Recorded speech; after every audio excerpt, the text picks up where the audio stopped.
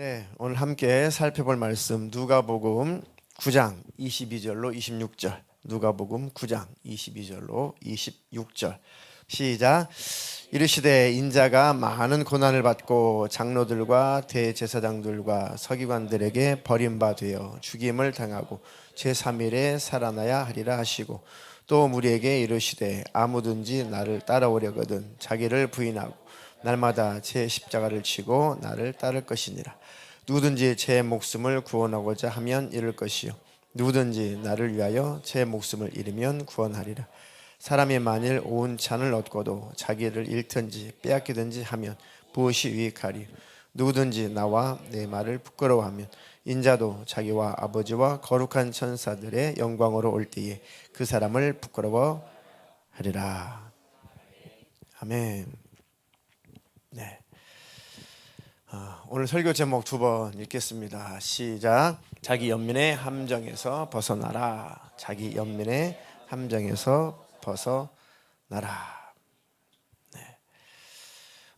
예수를 따를 것이냐, 아니면 따르지 않을 것이냐, 둘 중에 하나입니다. 회색지대는 없습니다. 믿으면 믿는 것이고 안 믿으면 안 믿는 것입니다. 믿는 것도 아니고 안 믿는 것도 아니고, 이것은 안 믿는 것입니다. 예수님을 따르든지 아니면 안 따르든지 그 중간지대는 없습니다. 따르지 않으면 안 따르는 겁니다.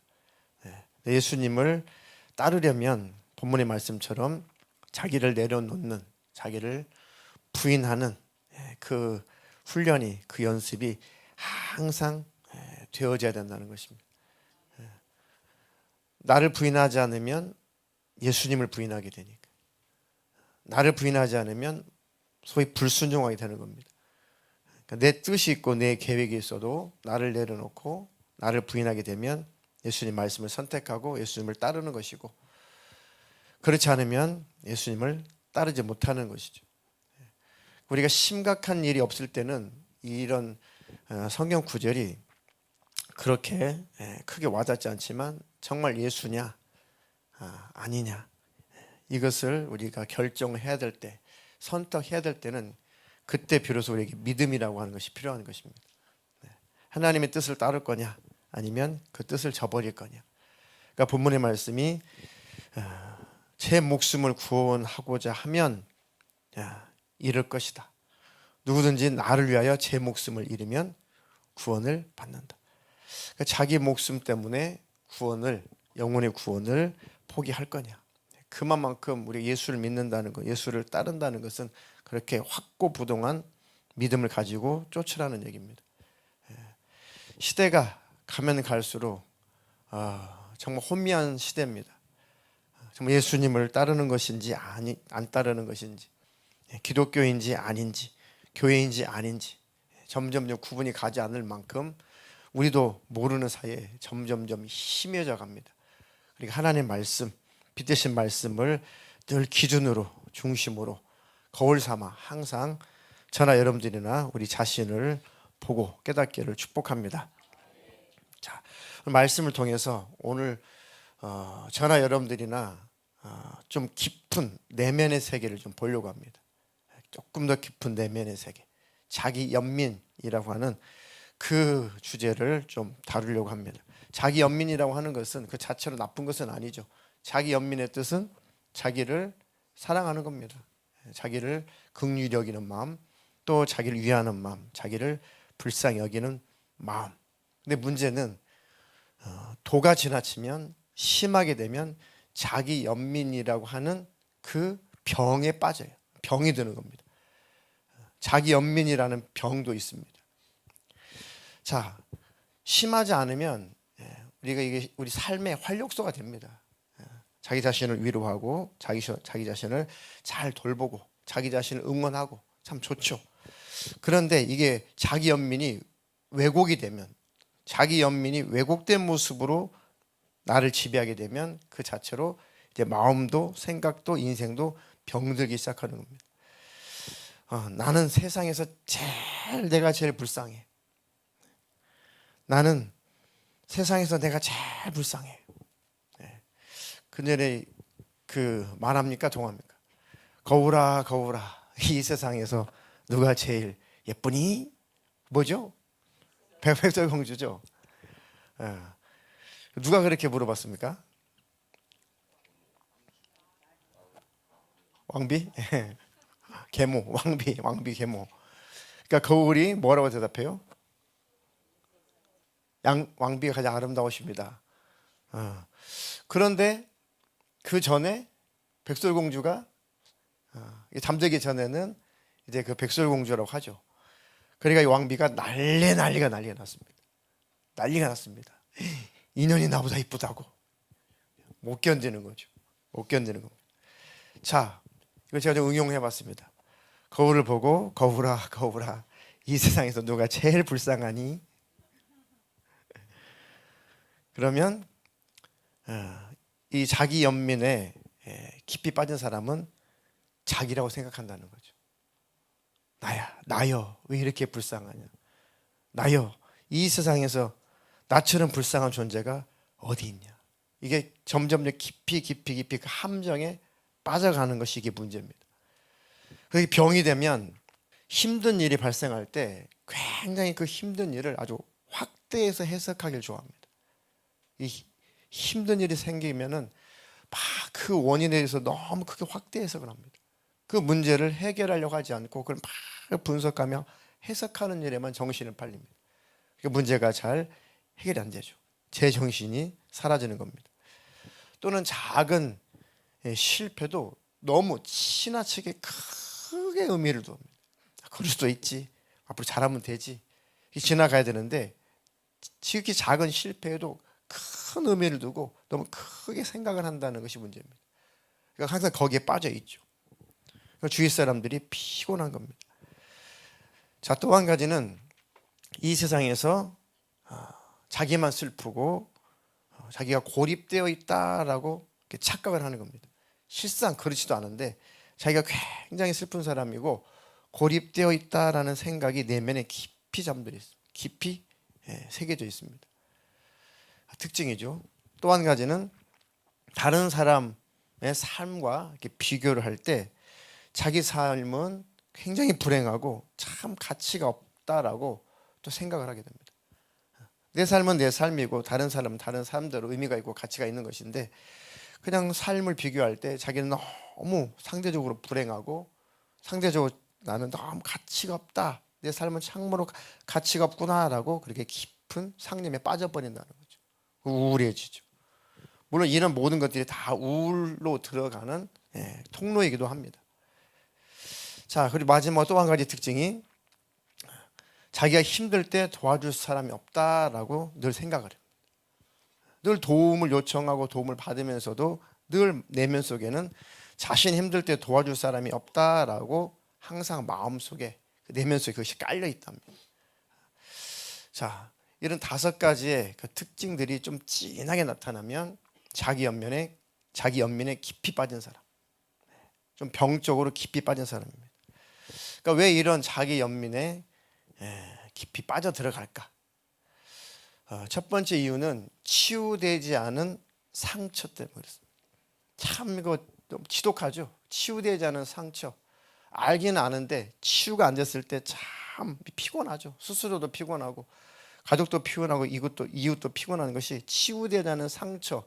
그 치유되지 않은 상처 때문에 나타나는 이 파생되는 그리고 또 파편들이 얼마나 또 많은 사람들 아프게 하고 다치게 합니까? 치유되지 않은 상처는 그 상처 속에 피의식이라고 하는 것이 자기를 꽉 짓누르고 있습니다. 그러니까 당연히 마음속에 미움, 분노, 기본 깔려 있죠. 그러니까 그게 큰 일도 아닌데 금방 미움, 금방 분노, 금방 혈기가 성격적인 그런 차원이 아니라 그냥 어느 정도 이 미움과 분노라는 스트레스가 쫙 깔려 있기 때문에 작은 일에도 금방 혈기를 내고 분노를 내고 그 미움이라는 것을 쉽게 품게 되죠. 그러니까 미움, 분노 이것은 자기 자신을 고립시키는 아주 또 다른 병을 만듭니다. 이 미움과 분노는 자기 자신을 스스로 또 고립시킵니다. 가족과 이웃과 교회에서도 자기 자신을 스스로 고립시키는 게 미움과 분노라는 거죠. 자, 이것들이 자기 연민에 쭉 빠지게 만드는 원인입니다. 또 한 가지는 해결되지 않은 결핍. 어렸을 때나 뭐 성장했을 때나 모험 같은 이 결핍, 주로 뭐 애정 결핍 이런 것들이 많겠죠. 부모에 대한 애정 결핍, 해결되지 않는, 채워지지 않는 그런 결핍 때문에 늘 공허하고 늘 외롭고 늘 뭔가 허무하고, 그러니까 마음에 구멍이 뻥 뚫려 있는데 그 뚫려 있는지 알면서도 잘 그 뚫린 구멍이 잘 메워지지 않는다는 것이죠. 주로 이런 것들이 자기 연민에 빠지는 원인들입니다. 누구나 다 조금씩은 다 있습니다. 치유되지 않은 상처 때문에 피해의식이라고 하는 것이 우리 내면에 깔려 있다. 그러니까 항상 스트레스 가운데 있습니다. 그래서 미움, 분노라는 감정을 끌어안고 있기 때문에 늘 스트레스 가운데 있습니다. 해결되지 않은 결핍, 그 결핍증 때문에 시달리는 겁니다. 그게 다 해결이 안 돼서 여전히 예수 믿으면서도 공허하고 또 지나친 외로움 때문에 힘이 들고 또 인생이 너무 허무한 것 같고, 뚫려버린 마음에 구멍 뚫리는 것을 잘 해결하지 못했을 때 이런 일들이 자꾸 벌어지고, 용케도 마귀라는 놈은 함정을 파놓고 그 함정 속에 계속 끌고 들어옵니다. 이 자기 연민에서 벗어나야 되는 이유, 반드시 우리는 이 자기 연민이라고 하는 것에서 이 병증에서 빨리 벗어나야 됩니다. 영적인 아주 기가 막힌 이유가 있어요. 이 깊이 우리가 알아차리지 못하는 사이에 이 마귀라는 놈이, 이 사탄이 파놓은 함정입니다. 이 자기 연민이라는 게 굉장히 좋은 것 같고 굉장히 이 단어가 매력적이죠.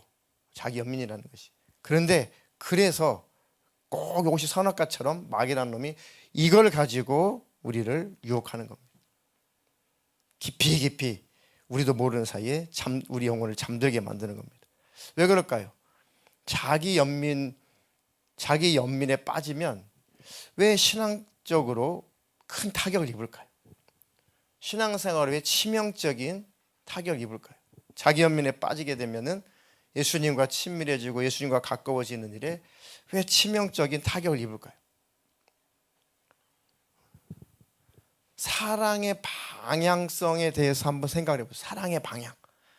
자, 기독교인, 예수 믿는 우리, 신앙인, 우리의 사랑의 방향은 어디를 향해야 되죠? 하나님을 향하고 이웃을 향하잖아요. 이게 바로 성경의 정신, 기독교의 정신, 하나님께서 늘 우리에게 가르쳐 주시는 최고의 교훈이잖아요. 이게 바로 신앙생활이다. 우리의 사랑의 방향은 하나님이시고 이웃이어야 되잖아요. 예수 믿기 전에는 사랑의 방향이 자기였다고요. 나예요, 나. 자기 사랑, 자기 숭배. 예수 믿기 전에는 모든 것이 다 자기 중심입니다. 나 중심. 내가 신이고 내 배를 위해서 살고 나를 위해서 살아요. 사랑의 방향이, 거듭나기 전에는 사랑의 방향이 항상 나였다고요. 예수님 믿고 거듭나 보니까 사랑의 방향이, 물론 나도 내 자신도 사랑하지만 내 궁극적인 사랑의 방향은 바뀐 거죠. 내 사랑의 방향은 하나님이시고 이웃이 되는 겁니다. 계속해서 하늘빛 사랑교회는 지금까지 계속 그것을 강조하고 계속 그 부분들을 계속 설교하고 있지 않습니까? 예수를 믿는 것은 우리의 사랑의 방향이 하나님을 향해 가는 것이고, 예수를 믿는다는 것은, 올바른 신앙생활은 내 사랑의 방향이 이웃을 향해 가는 거구나. 그것이 바로 하나님께서 바라보실 때 기뻐하시는 신앙이고 올바른 신앙이구나. 그런데 기가 막히게 마귀라는 놈이 자기 연민이라는 함정을 만들어 놓고 그 함정에 푹 빠지게 만들면 사랑의 방향이, 사랑의 목적지가 바뀌는 거예요. 깊이 생각하면 굉장히 이게 소름 돋는 일입니다. 잘 모르는 사이에 아무것도 아닌 것처럼 치부할 수 있죠. 근데 시간이 지나게 되면 우리 마음은 완전히 병들고 하나님과 관계는 멀어져 있고, 우리 신앙생활은 뭐가 문제인지 모르지만 늘 그 자리에서만 계속 맴돌아요. 왜 그럴까? 우리 주님 앞에 가까이 가지 못하는 것, 우리 믿음에 성장하지 못하는 것, 우리가 신앙생활을 하나님 보실 때 더 잘하지 못하는 것은 사랑의 방향이 바뀌었을 때입니다. 사랑의 농도가 약해져 있을 때 그렇습니다. 그러니까 그게 아주 그 함정을 만들어 놓고 자기 연민이라는 함정을 딱 파놓고 그 속에 푹 빠지게 만듭니다. 이해가 되십니까? 그리고 자기 연민은 하나님을 향하여 가는 사랑이, 이웃을 향해서, 가족을 향해서 가야 되는 그 사랑이 역주행을 해서 자기에게 전환하게 만듭니다. 자기에게, 자기 사랑에 빠지게 만듭니다. 그러니까 이게 별거 아닌 것 같은데 깊이 생각해 보니까 와, 이것처럼 반신앙적이고 반기독교적이고 비성경적인 삶이 어디 있을까? 그런데 우리는 그게 큰 죄인 줄 모르고 심각한 병인 줄 모르고 우리 거기에서 함정 속에서 허우적거리고 있는 거예요. 그 수렁 속에서 빠져 있더라고요. 누구나 다 이 부분이 다 있습니다. 내 신방예배를 쭉 하면서 참 안타까운 사연도 있고 참 은혜스러운 사연도 있고 있는데 저를 포함해 누구나 할 것 없이 다 내면에 자기 연민이라는 것들이 쭉 깔려 있구나. 야, 기가 막히다, 기가 막히다. 사탄이 비밀스럽게 이 함정을 파놓고 이게 큰 문제가 아닌 것처럼, 큰 함정이 아닌 것처럼, 큰 죄가 아닌 것처럼 자기 연민이나 함정을 파놓고 그 속에 푹 빠져서 거기서 이 허우적거리게 만드는구나. 성도들의 영적인 상태를 이렇게 마귀라는 놈이 이렇게 만들어놨구나. 그러니까 사랑의 방향이 자꾸 자기를 향하게 되는 겁니다. 그래서 그렇구나. 그래서 우리가 세월이 흐르고 나이가 들어도 더 이상 하나님께 접근하지 못하는구나. 더 이상 이웃에게 더 가까이 내 마음이 접근하지 못하는 것은 사랑의 방향이 온전히 오롯이 하나님을 향해 있지 않고 이웃을 향해 있지 않고 내게 향해 있어서 그렇구나. 그게 큰 마귀가 파놓은 함정이라는 것을 참 소름 돋게 제가 깨달은 겁니다. 제 자신을 봐도 아, 이게 함정이구나. 함정이구나. 자기 연민은 사랑의 방향을 바꾼다. 사랑의 역주행을 만든다. 맞습니까? 네. 자기 연민은 하나님을 향해서 가야 될 사랑이, 이웃을 향해서 가야 될 사랑이 계속 나를 향하게만 만든다. 사랑의 역주행, 이게 바로 자기 연민입니다. 그러니까 더 이상 가까워질 수 없죠, 하나님과. 방향이 달라지니까. 내 사랑의 도착, 내 사랑의 그 목적지는 하나님이어야 되고 내 가족 이웃이어야 되는데 그 사랑의 그 목적지가 다시 나다. 나를 위한 것이다. 그러니까 신앙생활은 항상 그 자리인 것이고 주님과의 관계는 더 이상 친밀할 수 없는 것이고 이웃과의 관계도 항상 그 수준인 것이죠.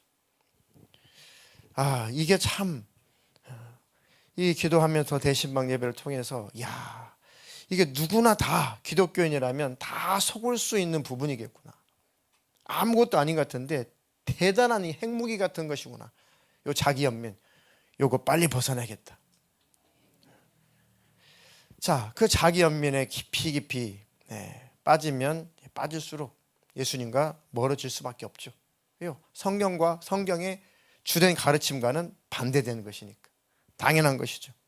당연히 가족과 이웃과 마음은 가까워질 수 없죠. 멀어질 수밖에 없죠.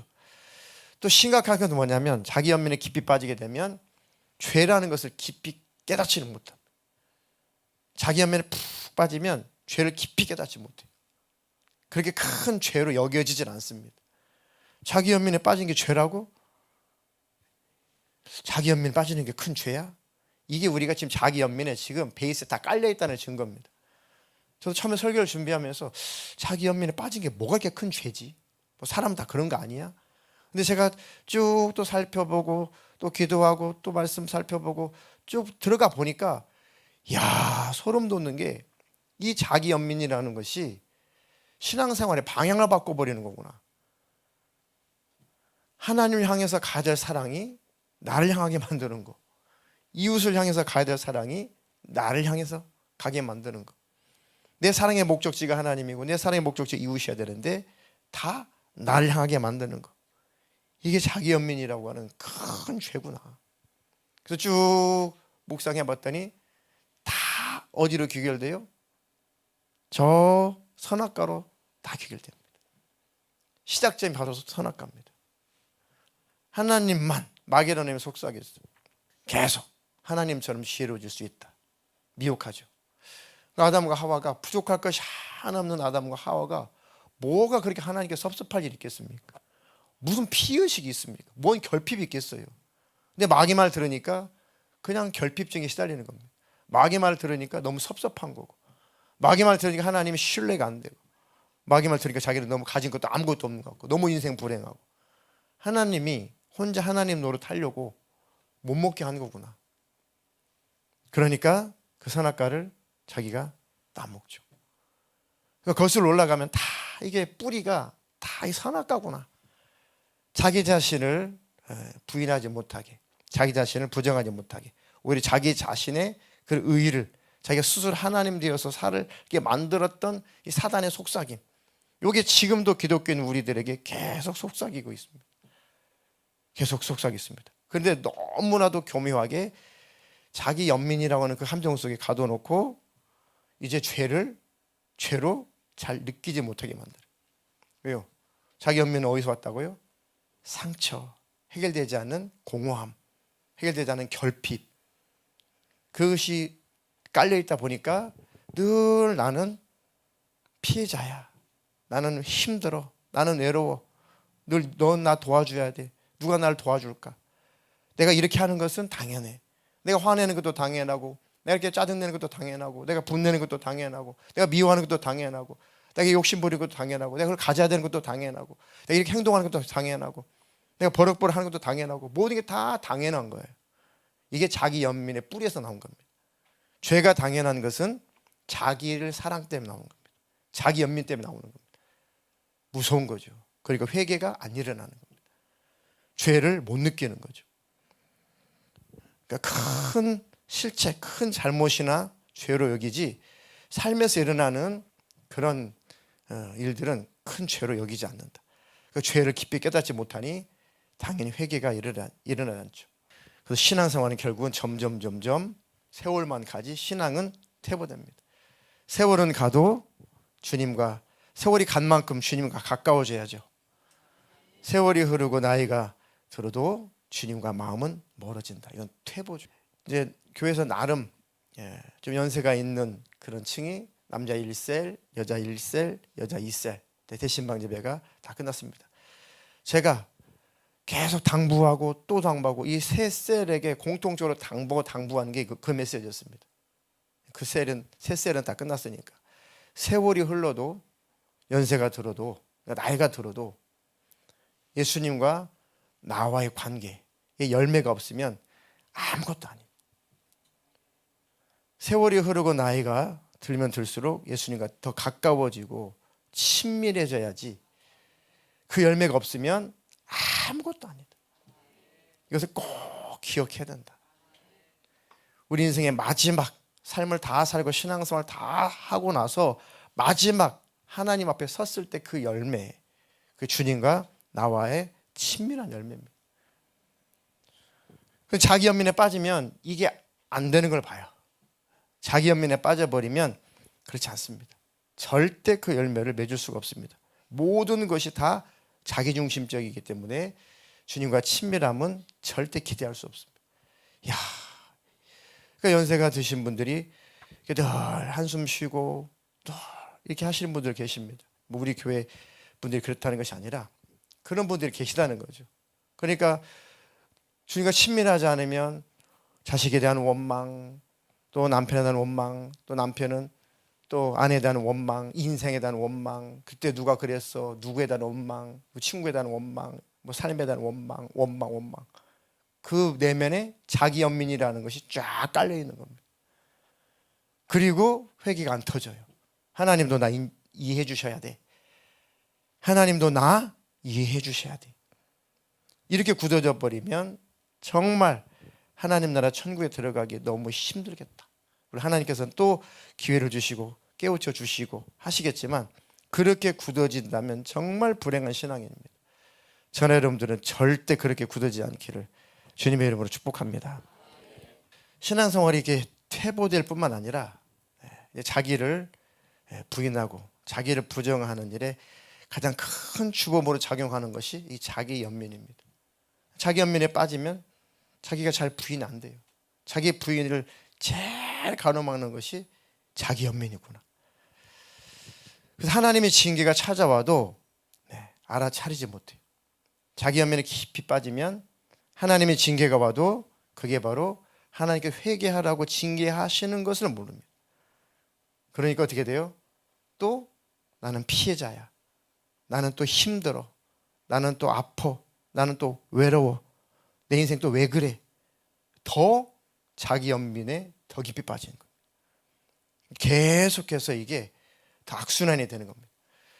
그 자기 연민에서 벗어나라고 하나님이 징계를 주셨는데 그 징계가 오히려 자기를 더 연민하게 만드는, 자기를 더 집착하게 만드는, 자기 연민에 집착하게 만드는 요 고도로 발달된 요 사단의 역사, 오늘 하나님 말씀에 비답해 다 드러내서 다 벗어나십시오.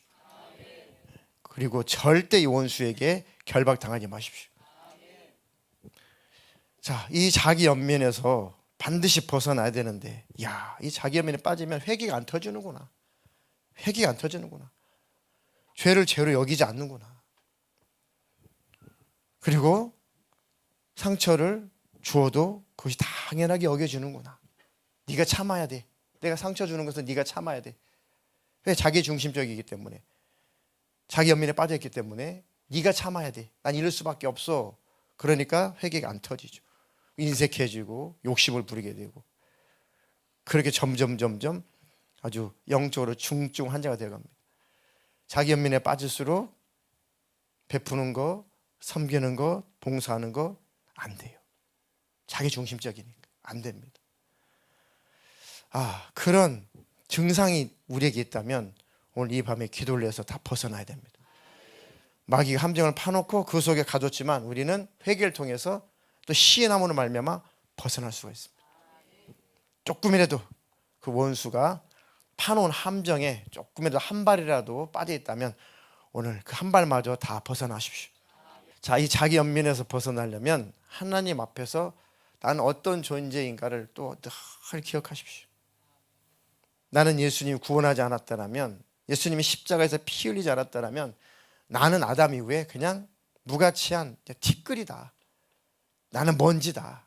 나는 흙이다, 흙. 너는 흙에서 왔으니까 흙으로 돌아가. 이것을 꼭 기억하십시오. 창세기 3장 19절 읽겠습니다.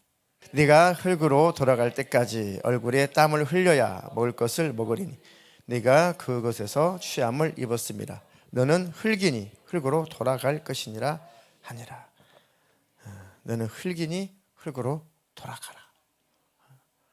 하나님 영광을 위해서, 하나님 나라를 위해서, 주님을 위해서 살아보지 못한 인생은 그냥 흙이에요.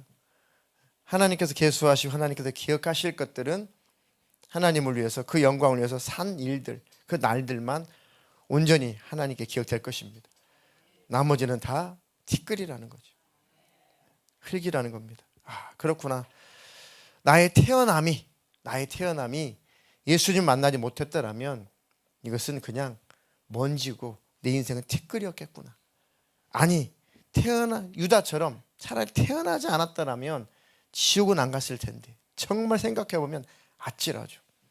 저 예수님을 믿고 나서 정말 아주 소름 돋도록 아찔했던 것은, 내가 예수님을 안 믿고 태어났는데 예수님 안 믿고 지옥에 갔더라면 어찌할 뻔했는가. 정말 그 한 가지만으로도 정말 예수님을 놓칠 수가 없겠더라고요. 성경도 몰랐고 처음에 교회 다닐 때 뭐가 뭔지도 몰랐지만 그 한 가지가 심령에 확 박히니까 정말 예수님은 떠날 수 없다. 내가 예수 몰라서 지옥 갔더라면 어찌할 뻔했냐. 나는 절대 어떤 힘든 일이 있어도 예수님은 떠날 수 없다. 나는 주님 안에 있어야 된다. 그렇게 생각한다면 우리가 자기 연민에서 빨리 벗어날 수 있습니다.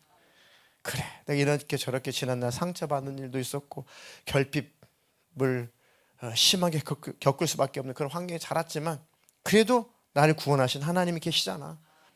나 때문에 피 흘리신 예수님이 계시잖아. 그 예수님 나와 지금 함께 계시잖아. 나는 그냥 지옥 갈 뻔했어. 나는 그냥 흙이었을 뿐이야. 그 나를 가치 있는 존재로 만들어주셨고 내 인생 자체가 이제는 가치가 있다. 내가 주를 위해서 뭐라도 하면 그것을 꼭 하나님께서 가치 있게 여겨주시고 꼭 기억해 주시고 꼭 그것을 기억해 놨다가 하나님 나라에서 그것을 상으로 면류관으로 칭찬으로 갚아주신다니 내 인생은 허무하지 않다. 내 인생은 값지다. 값진 인생으로 탈바꿈 해주신 겁니다. 자, 두 번째는 아무리 강조도 지나치지 않는 것. 늘 감사의 제목을 찾으십시오. 늘. 데살로니가 전서 5장 18절 또 함께 읽겠습니다. 시작. 범사에 감사하라. 이것이 그리스도 예수 안에서 너희를 향하신 하나님의 뜻이니라. 왜 이렇게 범사에 감사하라고 하실까? 이게 쉬운가? 저도 이 딜레마에 빠진 적이 있었습니다. 아니 범사에 감사하라. 그러니까 모든 일에 감사하라는 뜻인데 어떻게 인생이 늘 범사에 감사하며 살 수가 있을까? 그냥 말씀이니까 거절을 못 하겠는데 이 말씀이 소화가 잘 안 되더라고요. 참 말씀이니까 거절할 수 없지만 참 소화하기가 쉽지 않다. 범사에 감사하라. 그런데 그것은 우리를 하나님께서 아무것도 몰라서 범사에 감사하라 그런 것이 아니라 깊이 묵상하고 파고 들어가 보니까 범사에 감사하라 이 말씀은 우리를 위함이었습니다. 우리 각자를 위함이었습니다. 우리 안에 하나님을 향한 감사, 하나님의 은혜에 대한 그런 감사가 내 안에 있으면 치유가 일어나더라고요. 치유가 일어나고 또 어떤 마음의 그런 병에서부터 빨리 벗어날 수가 있습니다. 그렇구나. 그러니까 모든 일에 하나님의 그 뜻이 있고 하나님의 섭리가 있구나라고 늘 감사의 제목 그 속에서 한번 찾아보자. 지난날 그리고 하나님께서 내게 베풀으신 그 은혜를 한번 기억해보자. 감사가 사라지니까 반대로 그럼 범사에 감사라 이거 삭제했어요. 저는 범사에 감사하지 않을게요. 감사할 일이 없으니까 감사할 일이 없으면 감사하지 않을게요. 모든 일에 꼭 감사만 해야 되는 것은 아니니까 그렇게 하지 않을게요 라고 한번 바꿔봅시다. 그렇게 해도 된다라고 해봅시다. 우리의 심령은 더 병들 겁니다. 주님을 떠나고 말 겁니다. 영영 우리는 주님을 떠나고 말 겁니다. 우리 안에 감사라는 것이 다 사라져버리면 우리는 절대 주님을 따를 수가 없습니다. 절대 신앙생활 할 수 없습니다. 그리고 우리 마음의 질병도 해결할 수 없습니다. 우리 인생의 역경도 우리는 절대로 헤쳐나갈 수 없습니다. 감사는 최고의 능력입니다. 그리스도 예수 안에서 너희를 향하신 하나님의 뜻이다. 그러니까 이 감사라 이 말씀 안에 너무너무 큰 의미가 하나님의 큰 사랑의 그 메시지가 들어있기 때문에 이걸 다 이 하늘을 두루마리 삼아 바닷물 뭐죠? 먹물 삼아 이 속뜻 하나님의 속뜻을 다 이걸 풀어주려고 하면 풀어줄 수가 없는 거죠. 왜 감사해야 되는지, 왜 범사에 감사해야 되는지 이것을 다 하려면은 성경책 한 권으로 안 될 겁니다. 아마 수백 권, 수만 권이야 될 겁니다. 그러니까 성경은 성령으로 깨달으면 되는 거예요. 성령으로 깨달으면 순식간에 팍 깨달아집니다. 그래서 그렇구나. 여기까지 깨닫도록 논리적으로 하나님의 설명을 하려면 얼마나 많은 내용을 쓰셔야겠냐고요. 그러니까 성령을 받으라는 겁니다. 성령을 받고 나니까 그래서 범사에 감사하라고 하시는 거구나. 그러면 백과사전 수만 권의 분량의 그 분량의 깨달음이 한 번에 우리 안에 확 들어옵니다. 그렇구나. 성령을 받는 것은 하나님의 마음을 받는 겁니다. 이렇게 말씀하신 하나님의 마음이 이런 것이었구나. 성령으로 하나님의 말씀을 늘 깨닫기를 주님의 이름으로 축복합니다. 또 이 자기 연민에서 벗어나려면 십자가의 은혜, 십자가 꼭 다시 한번 기억하십시오. 에베소서 2장 1절로 5절 마지막 읽겠습니다. 시작. 그는 허물과 죄로 죽었던 너희를 살리셨도다. 그때에 너희는 그 가운데서 행하여 이 세상 풍조를 따르고 공중의 권세 잡은 자를 따랐으니 곧 지금 불순종의 아들들 가운데서 역사하는 영이라. 전에는 우리도 다 그 가운데서 우리 육체의 욕심을 따라 지내며 육체와 마음에 원하는 것을 하여 다른 이들과 같이 본질상 진노의 자녀였더니 긍휼이 풍성하신 하나님이 우리를 사랑하신 그 큰 사랑을 인하여 허물로 죽은 우리를 그리스도와 함께 살리셨고 너희는 은혜로 구원을 받은 것이라. 허물과 죄로 죽었던 우리를 주님이 살려주셨다. 이미 우리는 허물과 죄로 죽었었다. 그때 주님 구원받기 전에, 주님 안에 들어오기 전에, 그때는 이 세상 풍속, 이 세상 풍조를 따르고 공중의 권세 잡은 자 사단이죠. 사탄을 따르고 지금 불순종한 아들들 가운데 역사하는 영, 그 악한 영, 그 악한 이 지배를 받고, 전에는 우리도 다 그 가운데서 우리 육체 욕심을 따라 지내고 육체와 마음에 원하는 것을 하여 다른 이들과 같이 본질상 진노의 자녀였다. 저는 너무너무 인정합니다. 너무너무 인정하고 신합니다. 언제든 이 말씀 보면 맞습니다. 그렇습니다. 제가 그랬습니다. 근데 긍휼이 풍성하신 하나님이 우리를 사랑하시는 그 큰 사랑 때문에 버릴 수가 없는 거죠. 내버려 줄 수가 없는 거죠. 그 사랑 때문에 허물로 죽은 우리를 그리스도와 함께 살리셨다. 이것은 너희는 그래서 은혜로 구원을 받은 것이다. 하나님께서 친히 사람의 모습으로 오셔서 십자가에서 피 흘려 죽으시고 우리 죄의 악의 문제를 해결하신 이 은혜, 이 은혜가 있었기 때문에 우리는 죄에서 구원을 받은 것입니다. 그러니까 십자가, 내가 부인이 안 되고 그리고 자기 연민 속에 막 이건 자기 연민에서 내가 허우적거릴 것이 아니라 이 자기 연민에서 빨리 벗어나야 되는데, 이 수렁에서 빨리 벗어나야 되는데, 그때 또 한 가지 십자가를 바라보십시오. 십자가 계속 묵상해 보십시오. 십자가, 저 십자가를 바라보니 내가 지옥 갈 죄인이었다는 증거다.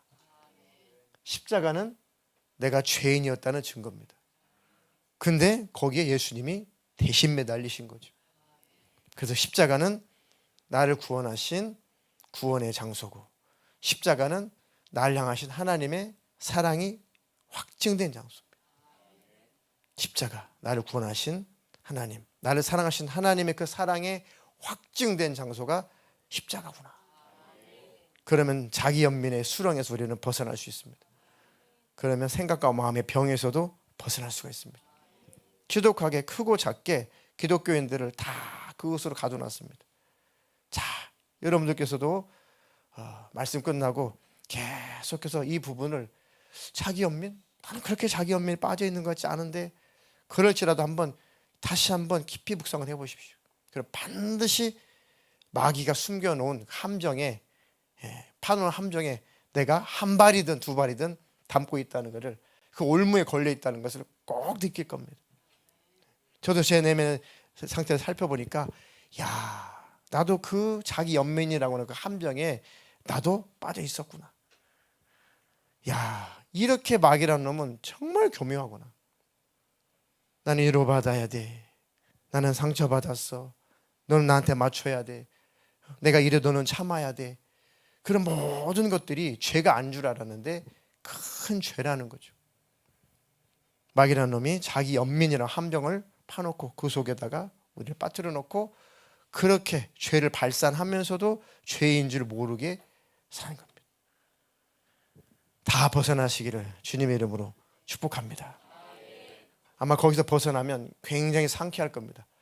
영적으로 샤워하고 목욕하는 것처럼 거기에서 딱 인정하고 빠져나온 순간에 굉장히 여러분들이 영적으로 샤워하는 것처럼 상쾌해질 겁니다. 아주 몸이 가벼워질 겁니다. 감기 몸살에서 벗어난 것처럼 가벼워질 겁니다. 그것이 나를 얽매고 있었구나. 이 지독하는 것이 나를 지배하고 있었구나. 굉장한 해방감을 느끼게 될 것입니다. 한번 찾아보십시오. 여러분들 안에 어떤 자기 연민이 숨어 있는지 꼭 찾아보십시오. 성령께서 밝히 깨닫게 해주실 것입니다.